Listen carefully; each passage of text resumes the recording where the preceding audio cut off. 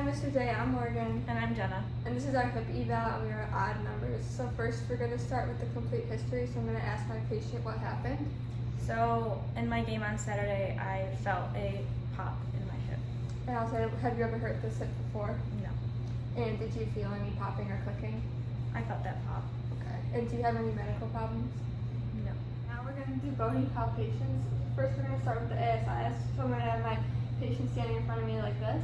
And then I'm going to go down and feel for her anterior superior iliac spines, which are right there. And they'll feel like two little protuberances right on the front there. And then we can actually use the ASIS to find the greater trochanter. So again, I'm going to put my thumbs on the ASIS and then have my fingers go down. And then I'll feel a little like divot in and a little protuberance on either side, which I drew right here. And then like just to make sure I can have her like abduct her leg and bring it out. Yeah, and I can feel it moving in there. Scroll through again. Yeah. And again, you can use the ASIS to find the greater trochanter. Okay, so for the next palpation, we're gonna feel for the PSIS. So what I'm gonna do is I'm gonna feel down the patient's spine. And when I get to the bottom, I'm going to pull my hands apart and I'll feel a little bony protuberance right about here. And that'll be on both sides, like I said. And while we're doing this, we're gonna make sure that the patient's hip is flexed as well. So again, going down the spine, once you get to the bottom, go out, and you'll be able to feel that bony protuberance. We're gonna perform some fracture tests for the bones that we just palpated. So first we're gonna start with the ASIS. I'm gonna take my two fingers like so and give them a nice firm tap right on her ASIS. And I'll ask, do you have any pain? Or she might tell me if like she has pain on there. So then we're gonna go over to the greater trochanter. And here it's kind of like hidden in, so I'm gonna have to use like a lot of force. I'm just gonna like that. And again, do that on the other side. And then for the PSIS, I'm gonna have my patient, that's how I palpated her. So I'm gonna have her hip flexed. And again, I'm gonna follow her spine down. And I go out a little bit at the end. And I feel the PSIS right there. So again, I'm gonna take my two fingers and percuss like that. And again, do you have any pain with that? No. Okay. Okay, so then in the case of when there's a dislocation, the affected leg will appear shorter and will also be slightly rotated inwards. Okay, so now we're going to do range of motion testing. So first we're going to do flexion. So I'm going to have my goniometer and my patient's going to be on their side like so. And I'm going to put the axis of my goniometer on my patient's greater trochanter. So I'm just going to go ahead and find that really quick. Like so. I'm going to stabilize it up top at the hip and have the movable lower arm splitting the thigh like that. So I'm going to first bring her into neutral and then I'm going to tell her to bring her knee to her chest. So go ahead. I'm going to make sure the axis stays on the greater trochanter. And she went about 103. So now I'm going to push her. And she went about 7 more. Okay, so the next range of motion we're going to do is for abduction. So first I'm going to find her ASIS and place the axis right there. And then have a stabilizing lever arm up her side so I can hold it like this. And then have the movable lever arm bisecting her quad. So I'm going to have her at neutral and I'm going to have her abduct her leg towards me. Okay, so that went about 48 degrees, so I'm going to push her leg even further. Good, and that went about another 15 degrees. Okay, now we're going to measure internal rotation. So I'm going to take the axis of my goniometer and place it in the joint space of the knee, like so. I'm going to have my stabilizing lever arm up top like this, and the movable lever arm is going to be splitting her patella, which is then splitting the lower half of her leg. So I'm going to put her in neutral first, and then I'm going to tell her to go ahead and bring your leg out. Good, so that went about 26, and I'm going to passively push her. Good, and that went about another 5. Okay, so the next thing we're going to do is soft tissue palpation. So the first thing we're going to do is the rectus femoris, which extends the knee and also flexes the hip. So it is innervated by the femoral nerve, and it originates right at the AIIS, which is the anterior inferior iliac spine. So I'm going to go down, find her ASIS, which is right here, go about an inch down, and I'm also gonna have my patient bend slightly forward. Good, so I can feel, and you're gonna have to dig a little deeper in order to palpate this, but it's going to insert onto the tibial tuberosity. So I'm gonna palpate down the midline of her quad, and then go all the way down to the tibial tuberosity, and I'm also gonna be able to palpate her patellar tendon, which is right about there. And the next thing we're gonna do is the gluteus medius. So the origin here is the iliac crest, which is right here, and that goes down and inserts onto her greater trochanter, which is right about there. So this muscle is gonna be right along this line right here, and that is innervated by the superior gluteal nerve. L, and then the glute med is also involved in hip abduction. Okay, so now we're gonna palpate the gluteus minimus and the hamstring muscles. So first we're gonna start with gluteus minimus. So the gluteus minimus has superficial and deep muscular components around it, so you can't really palpate it. However, the gluteus minimus is responsible for abduction of the hip as well, along with internal rotation. And it starts at the dorsal ilium, like between the gluteal lines. So again, it's like back here. And then it inserts on the greater trochanter, so like there. So it would be like right around here. And it's innervated by the superior gluteal nerve. But again, it's so deep that you can't really palpate it. Okay, so now we're going to palpate the hamstrings, which are three muscles: the biceps femoris, the semitendinosus, and the semimembranosus. And the hamstrings are responsible for knee flexion and hip extension. So the biceps femoris is composed of a short head and a long head, and the long head originates at the ischial tuberosity, which is about right there, and then the short head originates on the linea aspera, but both insert onto the lateral tibial condyle. So we would start up here, palpate down to right about there. And the short head is innervated by the tibial nerve, and the long head is innervated by the peroneal nerve. So then the semitendinosus, so again, the biceps femoris is about here. The semitendinosus is the next muscle that we have. So that originates again at the ischial tuberosity, and then inserts to the proximal medial tibial shaft. So we'll go here, and it kind of wraps around to the medial tibial shaft. And that is also innervated by the tibial nerve. And then finally, for the semimembranosus, which is about right over here, this one also originates at the ischial tuberosity. So again, a lot of them originate at the ischial tuberosity. So we're going to start up here and then go down to the medial tibial condyle. So again, origin to insertion, like so. And that one is also innervated by the tibial nerve.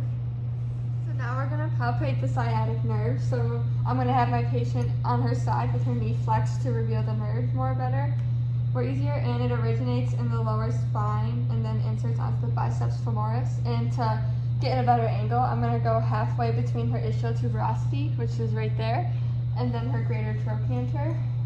I'm going to just kind of take with my thumbs and meet in between the middle, like so. And then the patient should feel some discomfort if I'm right on top of it. Next thing I'm going to palpate is the sacroiliac ligament. So this is located inside the pes ius. So to find it, I'm going to palpate along the iliac crest to the pes ius with my thumbs, and it'll be located just below the pes ius. And if the patient lifts up her knee, flexes her knee, you can feel it right in there. Good. Okay, so next we're going to do muscle testing. First we're going to muscle test the iliopsoas complex. So I'm going to have my patient with her leg hanging off the table like so, and I'm going to use my hip to stabilize like that, and then place my other hand on the opposite ASIS. So I'm going to have my patient with her leg hanging off the table. I'm going to put her into pre-stretch, and I'm going to have her bring her leg up. Go ahead. Good. Then I'm going to have her do the same thing with a little bit of resistance. Go ahead. Good. Then we're going to put her halfway for the break test and tell her, don't let me push your leg down. Ready? Go. 1, 2, 3, 4, 5. Okay. So I'm going to shift her over, and now we're going to test the adductor muscles. So I'm going to have her bring her one leg over like so, and then I'm going to kind of have her lay diagonal on the table to be able to get this leg into pre-stretch. So again, I'm going to use my hip to stabilize the patient, and then stabilize my other hand at her waist like so. So I'm going to have her bring her leg up Go ahead. Good. Then to do the same thing, I'm going to apply slight resistance at the end. Go ahead. Good. Then I'm going to bring her halfway and tell her don't let me push you down. Ready? Go. 1, 2, 3, 4, 5. Next muscle test, we're going to do the glute medius. So I'm going to have the patient laying on her side just like so, with her leg in pre-stretch, and then her bottom leg is going to be flexed like that. I'm going to stabilize her hip right here, and I'm going to have her in pre-stretch like so. I'm going to have her lift her leg up to the sky. Good. Okay, and then again in pre-stretch, I'm going to add a little bit of resistance, do the same thing. Good. And then finally, I'm going to do halfway and have her resist my push. Ready? Go. 2, 3, 4, 5. Good. Okay, and then the next muscle test we're going to do is the external rotator. So we're going to have her sitting at the edge of the table like so. And then I'm going to have her externally rotate her leg. So her leg is going to go inwards like so. So I'm going to stabilize here at the knee. And I'm going to have her pre-stretch, and I'm going to have her bring her ankle towards that side. Go ahead. Good. And I'm going to add a little bit of resistance. Same thing. Go ahead. Good. And then about halfway, we're going to go there and resist my push. Ready? Go. 2, 3, 4, 5. Good. It's not recording because my phone is 100%. What is that yellow thing? AE lock. It's still recording. Ah. Oh. Okay. And the final test we're going to do is our glute maximus test. I'm going to have her facing the table like so, bending over slightly, and then we'll do this leg. So have your legs slightly bent inwards, and then go ahead, do a little donkey kick back. Good, just like so. Do it again for me. Good. Okay. And then I'm going to add a little bit of resistance. So go ahead, do the same thing. Good. And then I'm going to go about halfway and resist my push down. Ready? Go.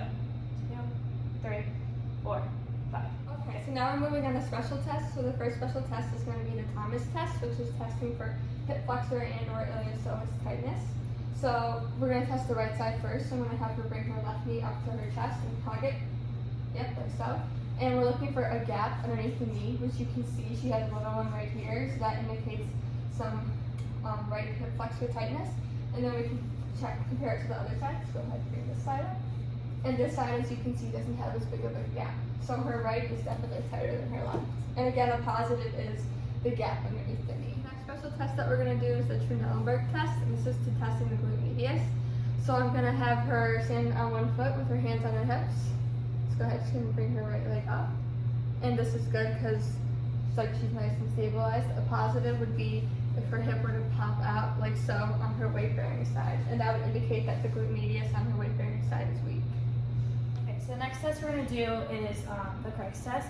So for this test, we're going to have a patient lying on her stomach like so, with her one leg up bent like this. And what I'm going to do is I'm going to feel for her greater trochanter.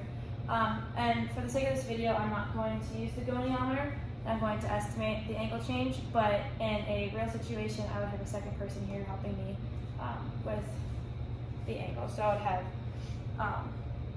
the movable of her arm parallel with her shin, with her tibia, and then the axis is going to be at her patella right there.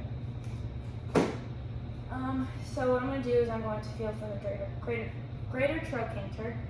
And I'm going to have her externally rotate her leg like so.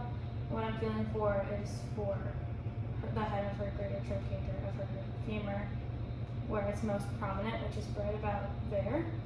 And that angle is less than 15. A positive test would be if the angle change is greater than 15 degrees, which would test for femoral anteversion. Okay, so then the last special test we're going to do is the supine long sitting test. And for this test, we're looking for any iliosacral dysfunction or leg length discrepancies. So I'm going to have the patient on her back like so, and I'm going to have her do a glute bridge. Good. And then I'm going to grab here, right above her medial malleolus, or my thumbs, and I'm going to put the table like so, and I'm going to compare her legs, see if there's any difference in her leg length. And to me, it looks like they're equal. I'm gonna have her sit up. Good, and there was no change.